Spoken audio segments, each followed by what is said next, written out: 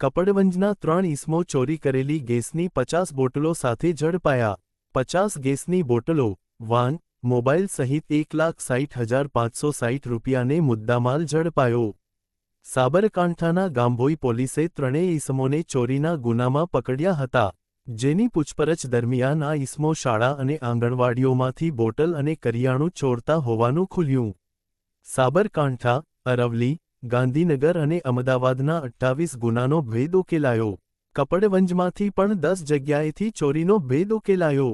કપડવંજના પ્રવીણ ચૌહાણ, હાફિઝ હુસેન અને યોગેશ પટેલ વિરુદ્ધ કાર્યવાહી હાથ ધરાઈ।